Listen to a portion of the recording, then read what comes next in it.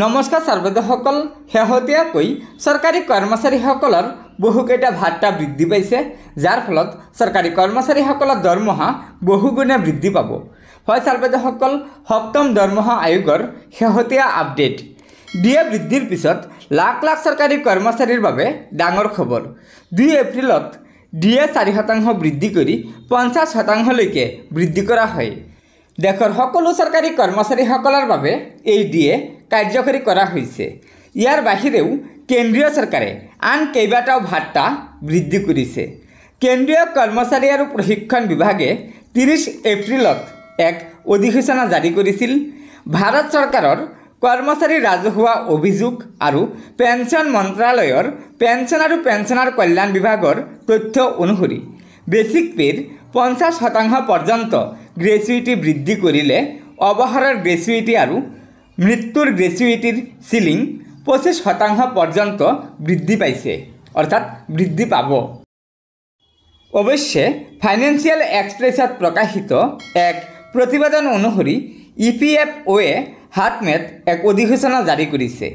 অৱশ্যে এতিয়ালৈকে গ্ৰেচুইটি বৃদ্ধিৰ নিৰ্দেশত স্থগিত ৰাখিছে। অৱশ্যে এই সন্দৰ্ভত কোনো কাৰণ উল্লেখ কৰা নাই। এতিয়ালৈকে গ্ৰেচুইটিৰ সৰ্বোচ্চ সীমা আছিল 20 লাখ টকা আৰু সেইটো বৃদ্ধি কৰি 25 লাখ টকা কৰা হৈছে। ইফালে পূৰ্বে প্ৰকাশ পোৱা অনুসৰি কেন্দ্ৰীয় অসামৰিক সেৱা পেঞ্চন নিয়ম 2021 নিয়ম নং 8 সংশোধন কৰা হৈছে। সংশোধিত নিয়মত এক গুৰুত্বপূৰ্ণ নিয়ম সংযোজন কৰা হৈছে। কোনো চৰকাৰী কৰ্মচাৰীয়ে যদি অপৰাধ সংগঠিত কৰে বা সঠিকভাৱে কৰ্তব্য পালন নকৰে তেন্তে অৱসৰৰ পিছত গ্ৰেচুইটি বন্ধ কৰি ৰখা হ'ব।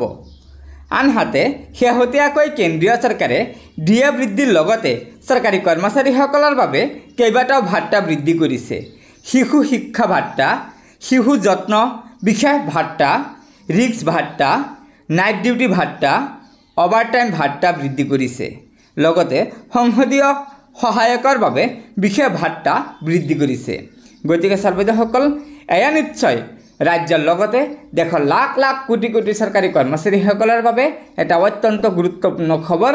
সেয়েহে লগত বন্ধুবৰ্গক ভিডিঅ'টো শ্বেয়াৰ কৰি আজিৰ এই গুৰুত্বপূৰ্ণ খবৰকেইটা জনাই দিব আৰু নতুনকৈ অহা ছাৰ্বদসকলে পৰৱৰ্তী সময়ত চৰকাৰী কৰ্মচাৰীসকলৰ বিভিন্ন খবৰসমূহ পোনপ্ৰথমে পাবলৈ অনুগ্ৰহ কৰি আমাৰ এই চেনেলটো ছাবস্ক্ৰাইব কৰি ল'ব।